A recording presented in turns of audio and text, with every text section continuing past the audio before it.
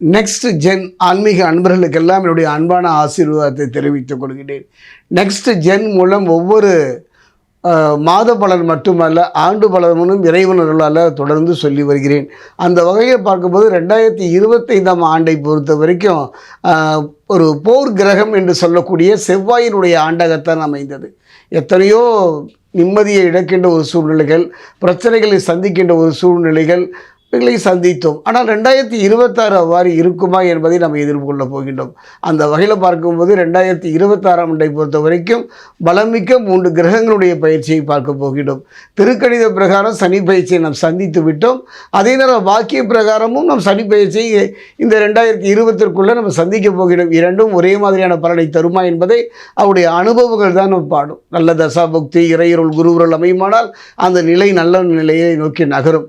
அதே நேரம் பார்த்தீங்கன்னா மத்தியம பகுதியில் குரு பயிற்சியை பார்க்கின்றோம். குரு பகவானை பொறுத்த வரைக்கும் மிதுனத்திலிருந்து கடகம் வந்து இப்போ கடகத்தில் இருக்கார். இவர் திரும்பவும் பார்த்தீங்கன்னா ஒரு அதிசார நிலை நீங்குவார். ஆக குரு பயிற்சியையும் சந்திக்க போகின்றோம்.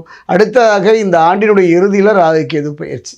அந்த வகையில் பார்க்கும்போது 2026ஐ பொறுத்த வரைக்கும் ஒரு புரிதலுக்கான ஒரு காரணத்தை உடையவன், பூமிகாரகன், இரத்தகாரகன் என்றெல்லாம் சொல்லக்கூடிய செவ்வாயினுடைய நிலை ஆதிக்கத்தை பார்த்தோம். அதே நேரம் 2026ஐ பொறுத்தவரை ராஜ கிரகம் என்று சொல்லக்கூடிய குரு பகவானுடைய நிலை தான் இருக்கிறது. குருவும் சனியும் இணைந்து ஒரு யோக பலனை தரப்போகின்றார். என்னுடைய சோழி பிரசன அனுபவத்தில் பார்த்தா இந்த 2026ஆம் ஆண்டை பொறுத்த வரைக்கும் ஒரு கிரக யுத்த ஆண்டாகத்தான் நான் கருதுகிறேன். அந்த வகையில் பார்க்கும் பொழுது மேஷம் தொடங்கி மீனம் வரை ஒவ்வொரு ராசிக்கும் தனித்தனியான பலாபலன்களை எல்லாம் இறையர்களாலும் குருவர்களாலும் உங்கள் நலன் பொருட்டியே சொல்லி வருகிறேன்.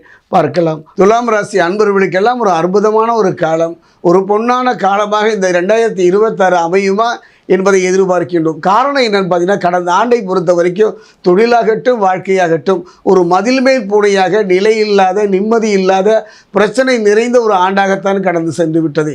எத்தனையோ கனவுகள் கண்டோம், ஒன்று கூட நடைபெற முடியாமல் ஒரு போராட்டமான ஒரு வாழ்க்கையாகத்தான் அமைந்தது. அந்த வகையில் பார்க்கும் பொழுது 2026 எவ்வாறு இருக்கும் இப்போ சோழி பிரசனத்தில் பார்க்கலாம். காரணம் சனி பகவானை பொறுத்த வரைக்கும் அந்த வகையில் பார்க்கும்போது துலாம் ராசியை பொறுத்த வரைக்கும் எவ்வாறு இருக்கும் என்பதை இப்போ நம்ம சோழி பிரசனத்தில் பார்க்க போகிறோம். சனி பகவானை பொறுத்த வரைக்கும் பஞ்சம சனியாகத்தான், அதுவும் குறிப்பாக 5ஆம் இடத்திலிருந்து பலன் தரப்போகின்றார்.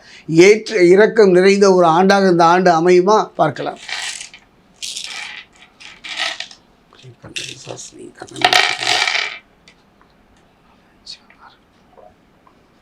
துலாம் ராசியை பொறுத்த வரைக்கும் சித்திரை 3, 4. துலாம் ராசியை பொறுத்த வரைக்கும் சுவாதி.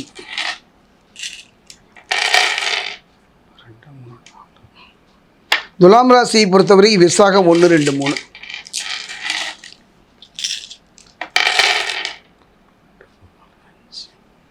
துலாம் ராசியை பொறுத்த வரைக்கும் கவலையே பட வேண்டாம், கண்களுக்க வேண்டாம். இழந்ததை திரும்ப பெறக்கூடிய ஒரு அற்புதமான ஆண்டாக அமைகின்றது. சோழி பிரசனம் சொல்வதை பார்த்தால் 3 யோகங்கள் கிட்டுவதற்கான அற்புதமான ஒரு யோக பலன் தாங்க. அந்த வகையில் பார்க்கும்போதைக்கு ராசி அதிபதி யாருன்னு பார்த்தீங்கன்னா கலத்திரகாரகன் சுக்கிரன். அந்த கலத்திரகாரகன் சுக்கிரனை பொறுத்த வரைக்கும் சகாயஸ்தானத்தில் பார்த்தீங்கன்னா குரு மற்றும் சனி பார்வையில் சஞ்சரிக்கின்றார். அது யாருடைய பார்வை என்று பார்த்தால் குரு மற்றும் சனியினுடைய பார்வையில் கலத்திரகாரன் சஞ்சரிக்கின்ற இந்த காலம் 2026ஆம் ஆண்டு தொடங்குகின்றது. நன்மை உண்டாகும், கவலையே பட வேண்டாம். இழந்ததை திரும்ப பெறுகின்ற ஒரு அற்புதமான சூழ்நிலை ஏற்படும். கணவன் மனைவிக்குள்ள ஒரு அந்யோன்யம் ஏற்படும். பிரிந்தவர் ஒன்று சேர்கின்ற ஒரு அருமையான காலமும் இந்த காலம்தான். அதே நேரம் எதிர்ப்புகள் விலகும், காரிய தடைகள் நீங்கும். போதுமே. அது மட்டும் கிடையாது. ராசிக்கு 3, 6க்கு அதிபதி யாருன்னு பார்த்தீங்கன்னா குரு பகவான் தானே. 2, 7க்கு அதிபதி யாருன்னு பார்த்தீங்கன்னா பூமிகாரகன் என்று சொல்லக்கூடிய, இரத்தகாரகன் என்று சொல்லக்கூடிய, புரிந்து கொள்கின்ற ஒரு காரகன் என்று சொல்லக்கூடிய செவ்வாயை பார்த்தவரையும் சம சப்தமாக பார்க்கின்றார். இதனால் என்ன நடக்கும் நம்ம எதிர்பார்க்குறோம்னா குருமங்கல யோகம் தரும். இந்த குருமங்கல யோகம் என்னென்னா முக்கியமாக என்ன, கவலைகள். ஒரு மனிதனுக்கு கவலைகள் எதனால் ஏற்படும் பார்த்தீங்கன்னா, தன் கவலையை விட தன் உறவு சார்ந்த கவலைகளும் இருந்தாலும் கூட தொழில் ரீதியாக கவலை ஏற்படலாம், குடும்பத்தில் கவலைகள் ஏற்படலாம். அந்த கவலைகள் இருக்கின்ற ஒரு அற்புதமான ஒரு காலகட்டம் இந்த 2026. அதே நேரம் பார்த்திங்கன்னா எதிர்மறை எண்ணங்கள், என்னடா பண்ண போகிற வாழ்க்கையில், எத்தனையோ சம்பாதிச்சு எவ்வளவோ போராடணும், கை கேட்டது வாய் கேட்டாத ஒரு நிலையை சந்திக்கின்றோமே என்று கலங்கியவர்களுக்கெல்லாம் ஒரு மாற்றத்தை தரக்கூடிய ஒரு யோகம் தான் இந்த குருமங்கல யோகம். எதிர்மறை எண்ணங்கள் விலகும். அதே நேரத்தில் வம்பு வழக்குகள் சாதகமான தீர்ப்பு வாய்ப்பை எதிர்நோக்கியவர்கள் வாங்கிய கடனை அடைக்கின்ற ஒரு அற்புதமான காலம் இந்த காலம்தான். அதே நேரத்தில் கொஞ்சம் விழிப்புடன் செயல்படக்கூடிய காலம். கருத்து வேறுபாடுகள் இருந்தாலும் கூட ஒருவருக்கொருவர் விட்டு கொடுத்து செல்வதன் மூலம் தான் உண்டு தன் வேலை உண்டு என்று இருப்பதும் இந்த காலகட்டம் தான். அதே நேரம் அதீத ஆசையின் காரணமாக ஒரு வீடு கட்டுவாங்க, அது கைக்கு மீறி அதீத ஆசையை கட்டி கடனாவலையாவதற்கான சூழ்நிலையை அமைந்துவிடும். தவறான மனதை நோக்கி எண்ணங்கள் செல்வதற்கான வாய்ப்புகளை ராகு தந்து விடுவார். கவனமாக இருந்து விடுங்கள். என்னை பொறுத்த வரைக்கும் பார்த்தீங்கன்னா சூரியன் ஆத்மகாரகன், சூரியனை பொறுத்த வரைக்கும் இந்த ஆண்டு முழுவதுமே, இந்த ஆண்டே சூரியனுடைய ஆண்டாகத்தான் என் மனம் தோன்றுகின்றது.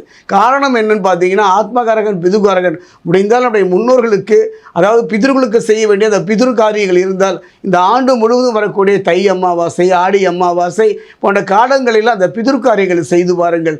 காரணம் என்னென்னா மன ரீதியாக ஏற்பட்ட குழப்பங்களுக்கு ஒரு தீர்வு கிடைக்கும். அதே நேரம் பார்த்தீங்கன்னா குழந்தை பாக்கியம் உண்டாக எடுத்த காரியத்தில் வெற்றியை நோக்கி நகர்கின்ற அற்புதமான ஒரு காலகட்டமும் இந்த காலகட்டம் தான். ராசிக்கு 4, 5ஆம் அதிபதி யாருன்னு பார்த்தீங்கன்னா சனி பகவான் தான். கர்மகாரகன் சனி பகவான் தான். அதே நேரத்தில் 2, 7க்கு அதிபதி யாருன்னு பார்த்தீங்கன்னா நான் சொன்னேன் அல்லவா, பூமிகாரகன் செவ்வாய் தான். இதனுடைய முயற்சிங்க, இதைத்தான் நான் சொல்ல போடுகின்றேன். இதை மட்டும் நீங்கள் சரியாக கவனித்தாலே போதும். அதாவது பார்த்தீங்கன்னா 4, 5க்கு அதிபதியான சனி, 2, 7ஆம் அதிபதி செவ்வாய் பார்வை பார்த்தீங்கன்னா முயற்சி. நீங்கள் எடுக்கின்ற முயற்சி, அது தொழிலாக இருக்கலாம், வாழ்க்கையாக இருக்கலாம், திருமணமாக இருக்கலாம், எடுக்கின்ற முயற்சி வெற்றியை நோக்கி நகரும். வெற்றியை எளிதில் உங்கள் பக்கம் திருப்புகின்ற ஒரு அற்புதமான செயலை செவ்வாயும் சனியும் இந்த துலாம் ராசிக்கு செய்வார்கள். கவலையே பட வேண்டாம். என்னுடைய அனுபவத்தில் உங்கள் குடும்பத்தில் யாராவது தந்தை வழியில் மறைந்து போனவுடைய உடையை வைத்து ஒரு தெய்வம் போல பூஜித்து வந்திருப்பார். அதுக்கு பேர் குடி தெய்வம்னு சொல்லுவாங்க. அந்த தெய்வத்தை தயவு செய்து தொடர்ந்து செய்து பாருங்கள்.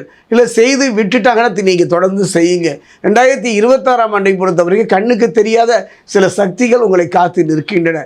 அந்த வகையில் பார்க்கும்போது சனி பகவானை பொறுத்த வரைக்கும் துலாம் ராசியை பொறுத்த வரைக்கும் பஞ்சம சனி 5ஆம் இடம். புண்ணியம் வேலுங்க. ஒரு மனிதனுக்கு பலம் குறையும் பொழுது எங்கிருந்தோ ஏதோ ஒரு விதத்தில் ஒரு கை உதவும் இல்லையா, அதுதான் அந்த 5ஆம் இடம் புண்ணியஸ்தானம். அந்த புண்ணியம் இருந்தால் மட்டுமே புகழை பெற முடியும், இழந்ததை திரும்ப பெற முடியும். திருத்தணி அருகே இருக்கக்கூடிய பாதசனீஸ்வரர் ஆலயம் சென்று சனி பகவானை மனமுருக வழிபட்டு ஒரு தேங்காயை 2ஆக உடைத்து நீரை வெளியேற்றி நல்லெண்ணெய் நிரப்பி தீபம் ஏற்றி வழிபடுங்கள். 2026ஆம் ஆண்டை பொறுத்த வரைக்கும் கிரகங்களை பொறுத்தவரை நற்பலனை தராக இருக்கின்றன. நல்ல முறையில் தரக்கூடிய ஒரு நல்ல சந்தர்ப்பம் தான். வாய்ப்பு கிடைத்தாலும் எத்தனை பேர் அதை பயன்படுத்துகின்றார்கள்? அந்த வாய்ப்பை தருகின்ற ஒரு நிலையை சனி பகவான் துலாம் ராசிக்கு இந்த ஆண்டு முழுவதும் தருவார்.